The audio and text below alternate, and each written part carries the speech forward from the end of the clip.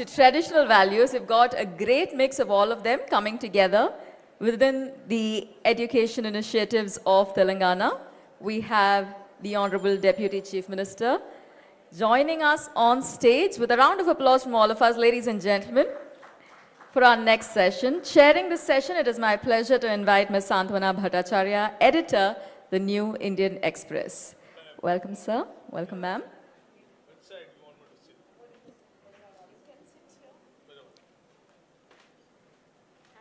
Over to our session chair. Good evening, ma'am.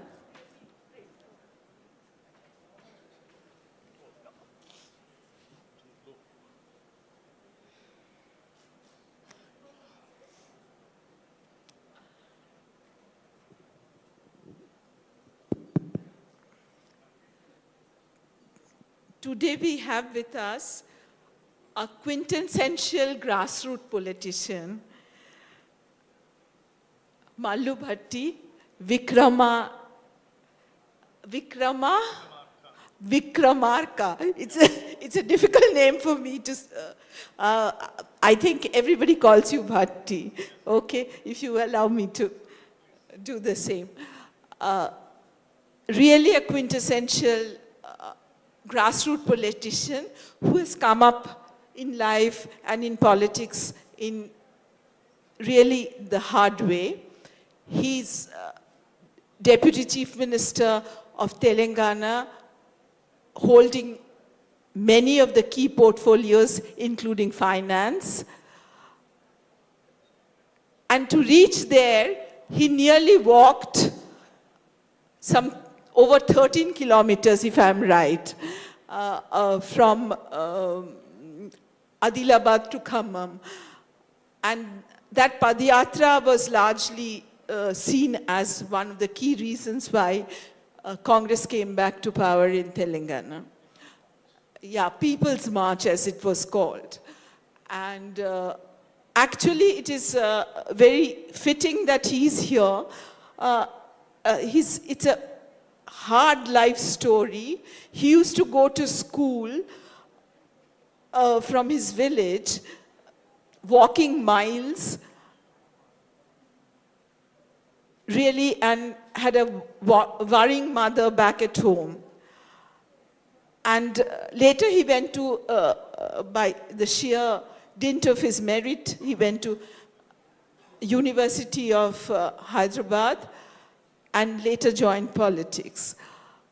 So I am told that your residential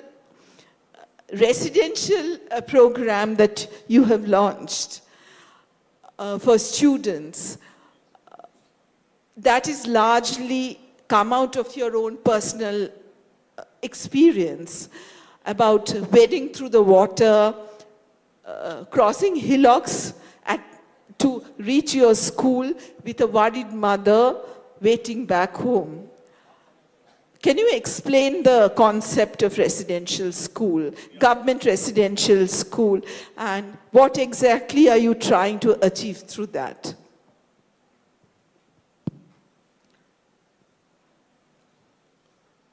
Thank you very much for inviting me to this grand program. And also I thank all the audience sparing their valuable time. And also I'm very delighted to see my former governor here in. See, ma'am, regarding the residential schools, yes. This is, we named it as Young India Integrated Residential Schools. Cutting across the caste, creed, religion. All the boys will be getting admitted into these residential schools with all international standards, the English medium. All the teachers also will be provided with a proper accommodation so that they can stay there and teach the children. With all the best of the best facilities, where all the international schools are giving to the highly affluent sections. Those facilities also we wanted to give it to all the have-not children so that they can also compete with the world by all means. So free education totally, and each school is costing not less than 200 crores for us. And this is, we are planned in not less than 22, 25 acres with modern, playgrounds like cricket stadium, football ground, all indoor sports. And even we thought, my Chief Minister, Revant Reddy Garu, while we are designing these schools, he told me one thing, we must see to that our children should not think that they are missing something. Even the entertainment also. So he made it a point to see to that there will be some, theater, open air auditorium and a theater where movies also can play for the children once in 15 days or something like that. So that no children will get a feeling that they are missing their home, and with best diet, nutritious food and proper teaching. Along with that, you are also setting up this young skill development university, Yes. right? But how does it help the underprivileged or backward students or the communities that have been traditionally at a disadvantage? Fine, ma'am. This skill university, see, if you see the Telangana, you have a good number of engineering colleges. From 2004 onwards, way back the then Congress government, first time we introduced the fees reimbursement to all these college-going children. The state, nearing about 2,500 crores every year we are paying for the on the name of school fee, college fees and all that. In the process, good number of engineering colleges have come. Good number of engineering graduates are coming every year. But the multinational companies, though they are having the proper knowledge, the soft skills are missing, like, good English and all that. So those things also to be trained properly after the proper professional engineering college and all that. So we thought, we will let's have a skill university whereby the entire industry of the country, like even multinational companies also, we involved them. We made Anand Mahindra, the chairman of the Mahindra company, as the chairman of this skill university, by involving all other industrial heads to finalize the syllabus, industry-suited syllabus, and soft skills to be with 5-year course, 3-year course, and some programs also. So that no student will miss any skill. With those skills, the moment he completes his course from the skill university, he'll immediately get a job. Yeah, this is something that we are hearing. Apart from this, way back, long time back, when we were having the combined state, we are having nearing about 63 to 65 ITI centers. All these ITI centers, olden days, only some lathe missions, some locally arranged training kind of a program. But now, with this modernization, computerization, all the high-tech machinery has come. So to get a proper skilled students for them, we thought first let us upgrade all the ITI centers, advanced technology centers. There also we are spending a lot of money, and all the 65 ITI centers we converted into advanced technology centers. Yeah, that's sounds very promising, but the fact of the matter is, and this is what we are hearing in many of the other sessions, that many of the other states, universities, institutions are trying to set up soft skill centers, and that is apparently what is missing. But Hyderabad and Telangana has been seat of old universities also. Of course. You have Hyderabad University, your own Osmania University, to name a few. And as per the reports that I read, many of them don't have the basic facility like computerization. While you are talking about residential schools with the state-of-the-art facilities, with theatre, etc., you have university traditional learning centers where basic facilities are not there. So how do you I balance it out? Yeah, that's what. I fully agree with you, ma'am. As me coming from a rural Telangana, like from a single teacher school, going to my school for miles together in my childhood days. So it's the case with even my chief minister also. So we thought we must create such a kind of an atmosphere in the state where our children should not face these kind of problems, and we have to provide them the best of the best technology which is available in the world. Bring that, let's not bother about the budget. Whatever the amount is required, let's spend for the education, so that the education itself will create the best human resources. The best human resources will bring back the glory for the state. So we have decided to the maximum extent of budget to be spent on the education. We are trying our level best to give the best of best technology. To all the residential schools, even the Jilla Parishad schools also, we are providing all computerization, even digital classrooms. We want to see to that all the schools are on par with the world-class schools.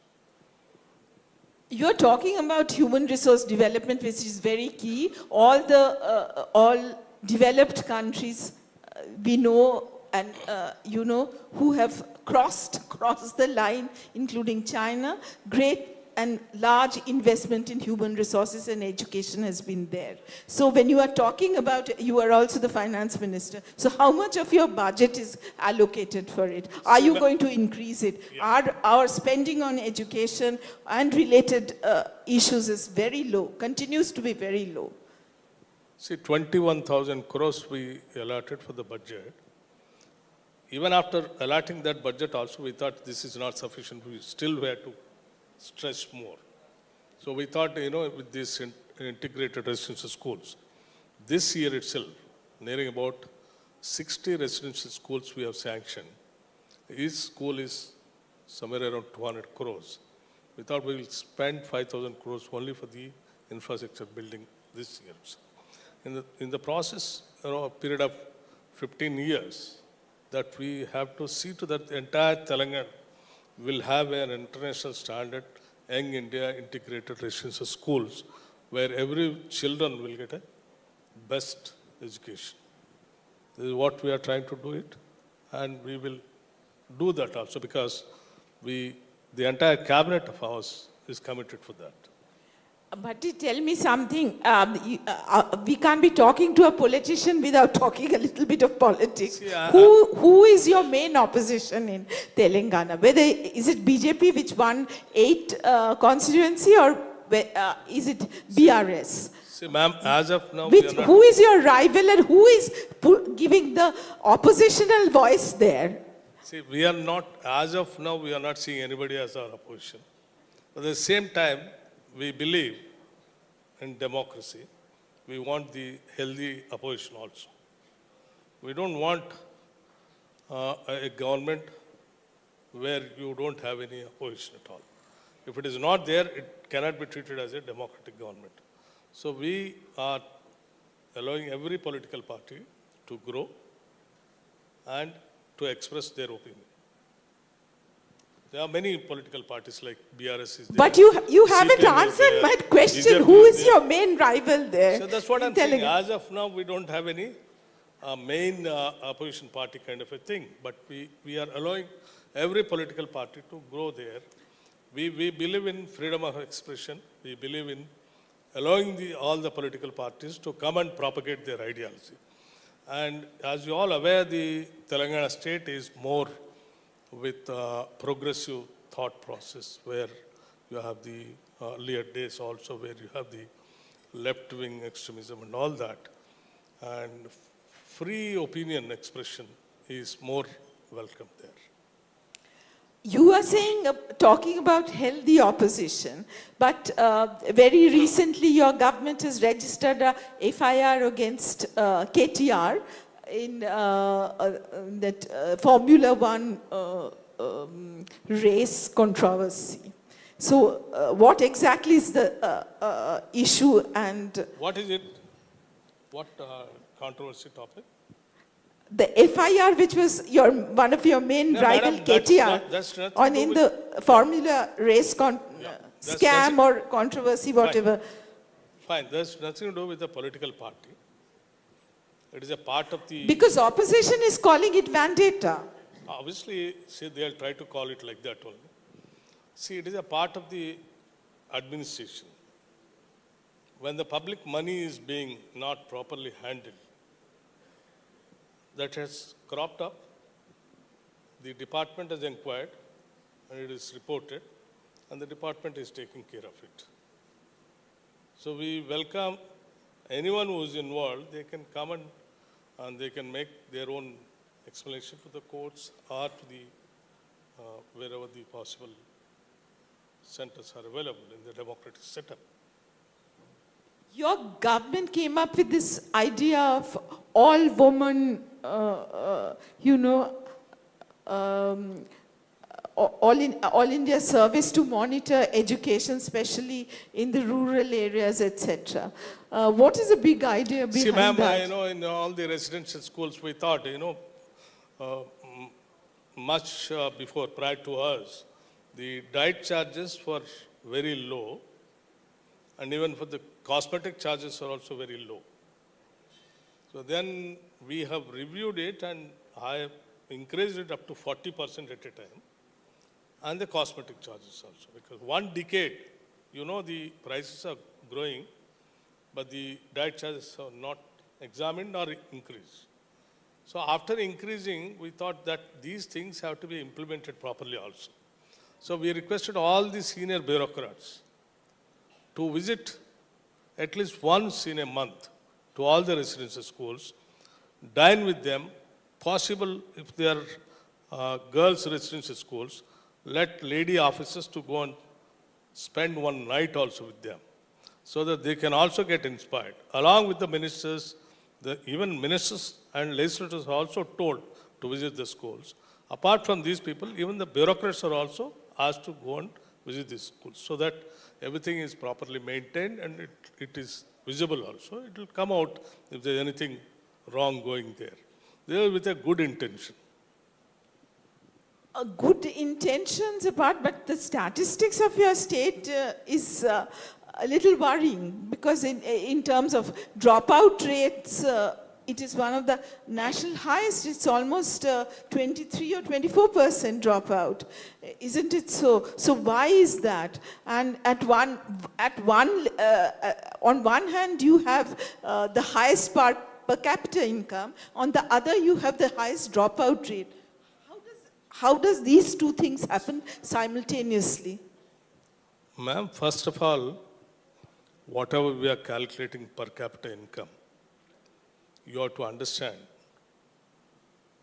while calculating, you are calculating poorest of the poorest man income and the richest of the richest man's income also. All put together, you are giving per capita income. The gap is going up so much. It is widening so much. One fellow is not having even a, 100 square feet house. The other fellow is having lakhs of square feet house. Both you are calculating, putting together, you are showing per capita income. So that should not be the right criteria to assess the society. What we have to see is to see to that maximum wealth is distributed to the maximum number of people, instead of concentrating that wealth in few hands. So now, we, after coming to power in Telangana, what we thought by seeing these dropouts, other things, the gaps between the haves and have-nots, then we decided that we have to plan in such a way. The wealth of the state has to be distributed to the maximum number of the people of the state. That's how we are designed. We are going ahead. We'll definitely overcome all these, whatever we are facing now. Earlier government was not having this kind of a thinking, thought process, because basically they are with a different thought process. That's the reason that the schools were not properly taken care, diet charges were not increased, the recruitment was not taken place. For the education, for the one decade, nearing about 10 years, not even a single teacher has been recruited. After we coming, we have recruited 11,500 teachers at a time, single DSC. And some more teachers also we are planning to recruit, another 6,000 teachers. And nearing about 35,000 teachers transfers, which are pending for more than 10 years, we did that. Keeping in mind the schools have to be properly monitored. That is they are the strength for the Telangana. Hold it close. Yeah. You hold it close because your voice is trailing. Your voice is trailing off. If you could hold it. And I wanted to ask that you have also moved on cutting fees of private schools. That is the draft bill which your Telangana Education Commission has submitted recently. What is the sort of status of that? See, this is one area where everybody has to think about it. Yeah, fee structure in the private schools are, very high. Because you are saying that there is a lot of wealth also. So, correct. yeah. That's where the education has become a business. So some of them are coming and saying on the name of the international standards and all that. The fee structure has gone up, and we have appointed very recently the commission, education commission also, to study these things and recommend to the government so that we will bring some reforms in that. It is in the process. Okay, since you don't yourself saying that there is no real opposition to your government now, so you can take whatever measures, and Tamilisai Sundaranjan is also not there to create opposition of any kind. So, so you can go ahead and bring in many more changes, but what is the orientation of your government? Is it a socialist government or it is a pro-investment government? Hyderabad has always been known for that. Both, ma'am. It has to be mixed. Until unless you create infrastructure and industry, you cannot generate wealth. If you cannot generate wealth, you cannot do the freebies or social reforms and all those things. So you have to plan for the proper infrastructure, industry. Hyderabad is very sound in software industry, pharma industry, other infrastructure, outer ring road, and we are even planning to build another future city now. Apart from Hyderabad, Secunderabad, Cyberabad, we are planning for the future city with other global developments there. And also we are coming out with RRR, regional ring road, connecting all the other districts.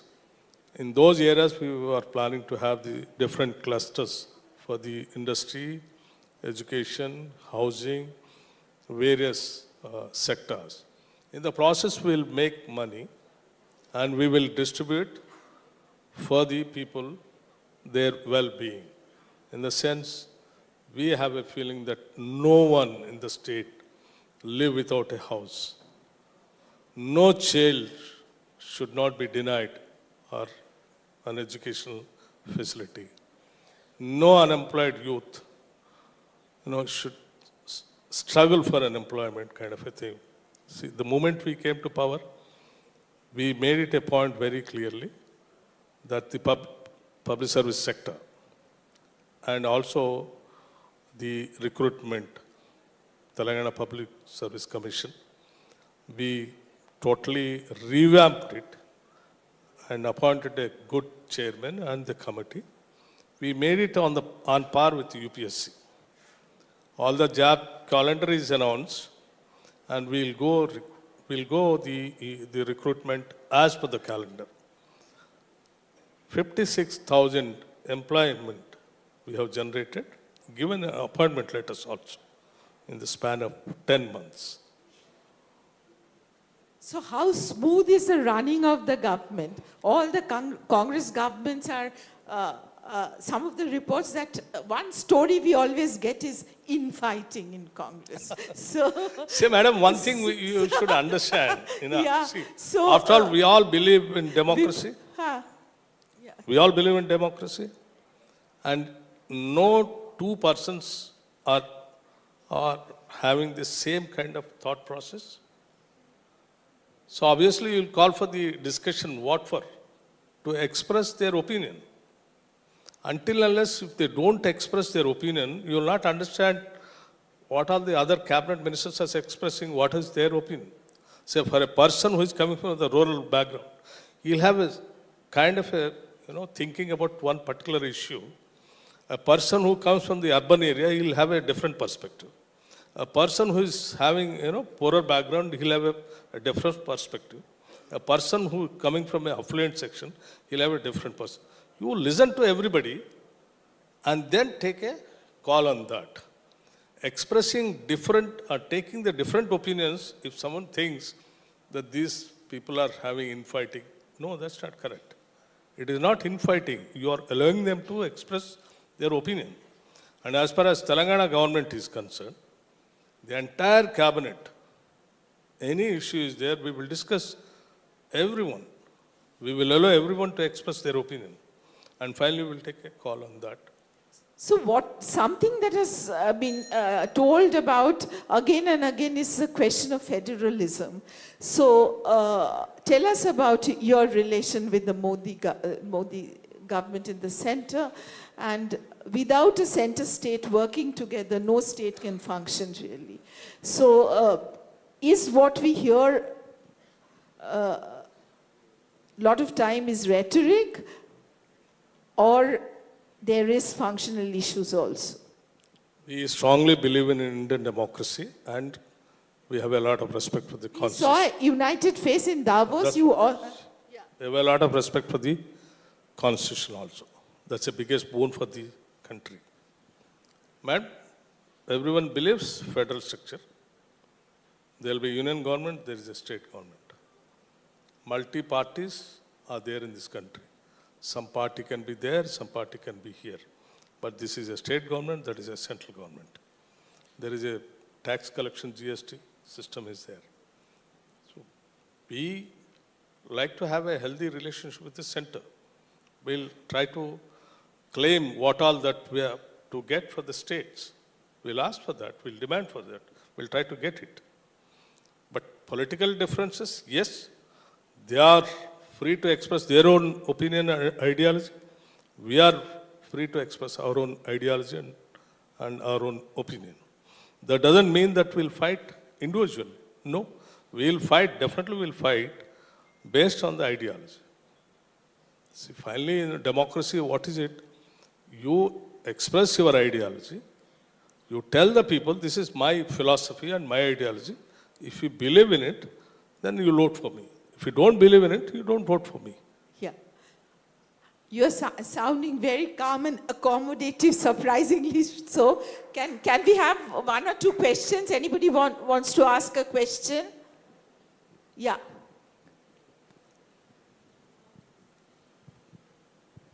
Very good evening, sir. You are actually trying to establish a Gurukul model in Telangana, isn't it so? Bringing back the ancient learning system of India. I want to understand the integrated school system which you are talking. It's very visionary and which is a current requirement to empower India. So are you bringing back the Gurukul system of learning which happened in India? Like Nalanda University, what you're trying to bring, empower the teachers and the student? No, it has been there in our state, but very limited residential schools were there. But now we thought, yes, in the whole world, now the whole world has become a small globe after the globalization and privatization. Every child has to compete with the world now, not just with their own village. So we thought we must give them the best of the best education. And some children may not afford to go to the best schools. So that doesn't mean that they should not get an opportunity. The state is there to provide them as the parents of the children. So we are trying to establish all the young India. See, the young India also, I think if you recollect, at the time of the freedom struggle, Mahatma Gandhi, to propagate the freedom struggle, he started Young India paper. So with that spirit, we have taken the name also, Young India Integrated Residential Schools, keeping all the sections together in one school and giving them the best education. Any Hope more you'll- question? Any more question? You were at... Okay, I think, thank you so much. Thank you, ma'am. Thank you for coming. And, Thank you, ma'am. Yeah. If I may invite and it Mr. was Thank you. interesting to know what the ideas that you bring to the table, socialist or pro-investment.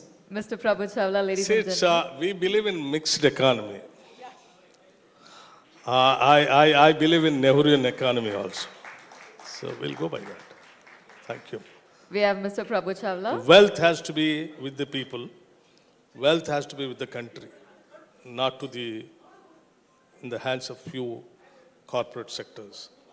If that goes into the few hands, they will try to dictate to the democracy tomorrow. Then democracy will be in danger. No, the wealth has to be with the country, and that wealth has to be spent for the people. Thank you. Thank you. If I may request Mr. Prabhu Chawla, Editorial Director of the New Indian Express, to felicitate and extend our heartfelt thanks. Ladies and gentlemen, there is something to be said about how a holistic approach to education itself is making waves all around the country. And of course, with that, we also had a fantastic insight into what it looks like following through in terms of employability as well. I'm also happy to note that we are at 4.5 million views on Daily Hunt. So for all our virtual attendees, thank you so much for your continued participation. A round of applause for the Deputy Chief Minister of Telangana, ladies and gentlemen. Thank you so much, sir, for joining us. And with that, we step into our next topic, which is an interesting one.